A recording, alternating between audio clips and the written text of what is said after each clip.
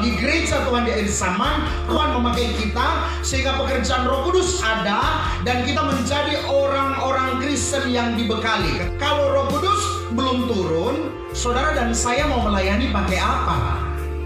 1 Korintus 14 ayat 26. Bagaimana sekarang saudara-saudara? Jadi bagaimana sekarang saudara-saudara? Bila mana kamu berkumpul, Bila kita berkumpul ibadah keluarga, ibadah raya, ibadah persekutuan, ibadah KKR dalam forum yang besar, dalam forum yang kecil sekalipun, atau 2-3 orang, apa kata firman Tuhan? hendaklah tiap-tiap orang mempersembahkan sesuatu. Ada sesuatu yang dipersembahkan, Yang seorang bermazmur, yang seorang mesti bermazmur, yang lain pengajaran, atau pernyataan Tuhan, atau penyataan Allah, atau karunia bahasa roh, atau karunia atau karunia untuk menafsirkan bahasa roh. ya. Tetapi semuanya itu harus dipergunakan untuk membangun. Untuk apa? Dipergunakan untuk membangun gereja Tuhan itu, saudara dan saya. Korintus katakan, tidak tahukah kamu bahwa tubuhmu adalah baitulos, kenas-kenos, tehilim, bait Allah, Ka'bah, atau kemah sembahyang, atau gereja. 1 Korintus 14 ayat 26 itu berbicara peraturan dalam pertemuan jemaat. Apa itu? Liturgi. Kalau saudara membangun satu sistem ibadah, pakai itu. Jadi di dalam pertemuan ibadah ada yang kita pergunakan untuk melayani Tuhan. Pertama apa? Mazmur. Saya secara garis besar saja. Mazmur ada pujian, ada penyataan-penyataan Allah kan di sini. Penyembahan itu. Mazmur ada pujian. Saudara memuji Tuhan pakai apa? Mazmur bilang, Daud bilang, pujilah Tuhan, hai jiwaku. Kita menyembah pakai apa? Injil Yohanes pasal 4 ayat 24. Sebab Allah itu roh, hendaklah kita menyembah Dia di dalam roh. Nah, Roh Kudus ini penghubung antara kita dengan Tuhan. Mau bersaksi, Kisah 1 ayat 8 tadi, kamu akan menerima apa? Kuasa. Kalau Roh Kudus turun ke atas, kamu jadi apa? Jadi saksi. Tidak ada Roh Kudus, maaf, kita mau saksikan apa?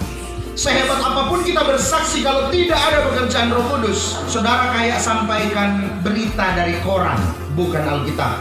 Mau bersaksi, mau dalami firman. Kalau saudara mau meneliti kebenaran firman Allah, hukum yang tertulis mati, roh yang menghidupkan. Kalau saudara bisa lakukan firman Tuhan, itu didorong oleh Roh Kudus.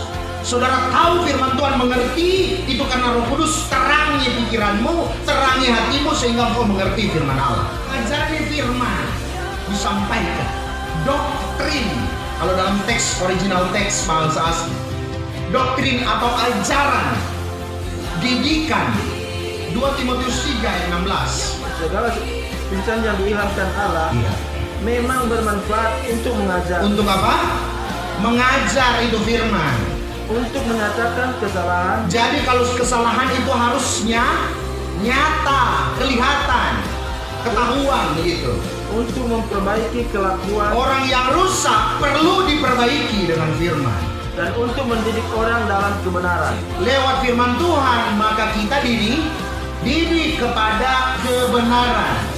Jadi kalau kita ibadah, semuanya tidak lepas dari peran Roh Kudus. Kalau menyembah pakai Roh Kudus, memahami firman pakai Roh Kudus, pengajaran. Ya kan? 1 Korintus 14 ayat 26 tadi. Mazmur pengajaran, penyataan Allah apalagi. Kalau saudara buka dalam 1 Korintus 12, kita akan pernah belajar. Saya singgung tentang 9 kornea roh. Penyataan-penyataan Allah banyak. Ada hikmat, marifat, membedakan bermacam roh, bahasa roh, nubuatan, menafsirkan bahasa roh, iman, kesembuhan, mujizat.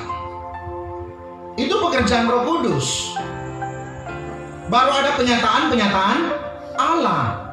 Dalam 9 karunia roh, salah satunya ada bahasa roh. Nah, ini yang Tuhan pakai untuk kita melayani. Memuji Tuhan, menyembah Tuhan harus ada peran Roh Kudus. Memahami firman, menyampaikan firman, bersaksi sama orang, itu harus ada peran Roh Kudus. Apalagi memunculkan penyataan-penyataan Allah.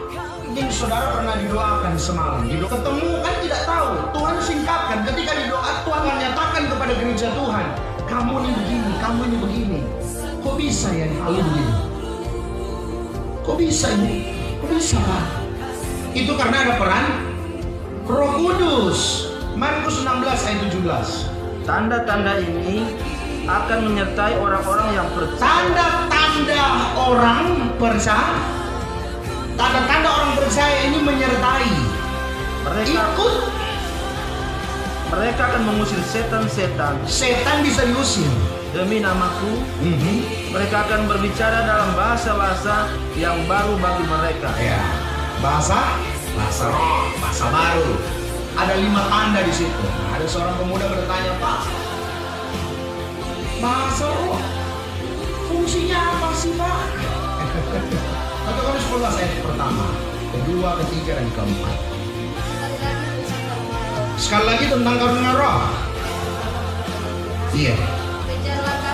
Kejar kasih itu, usahakan ada roh karunia Roh Kudus engkau beroleh.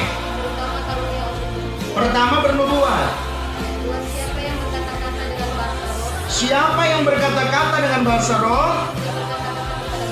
Kalau siapa yang berkata-kata dengan bahasa roh, dia tidak berkata-kata sama manusia, tetapi kepada siapa? Kepada Allah. Kalau ada orang tanya begini, kamu ngomong apa sih? Sudah, nggak usah mengerti. Itu bahasa saya dengan Tuhan. Sebab tidak ada seorang pun yang mengerti bahasa. Tidak ada yang mengerti hal itu. Oleh roh ia mengucapkan hal-hal yang rahasia. Ternyata bahasa roh adalah percakapan antara kita dengan Tuhan, dan itu sangat rahasia. Ayat 3.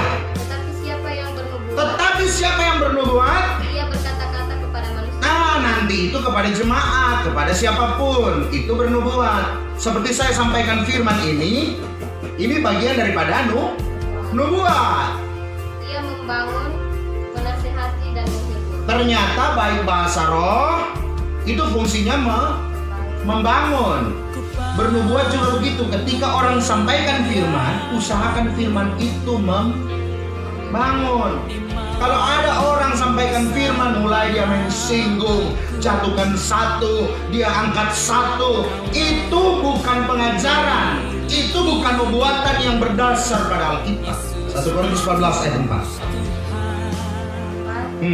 Siapa yang berkata-kata dengan bahasa roh? Ini fungsinya.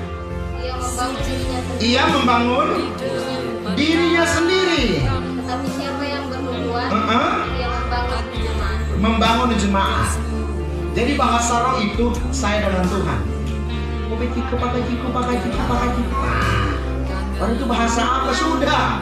Ayat 2 kan dia ngomong, tidak ada urusan dengan orang lain. Itu hubungan saya dengan Tuhan. Kalau kamu mau, kamu punya, firman Tuhan katakan dalam ayat 1 apa dia bilang? Kejarlah kasih dan usahakan engkau peroleh. Kalau mau kejar, tanya pendeta, gimana cara kejarnya? Dusu, itu saya baru mau bilang, tapi semua ngerti.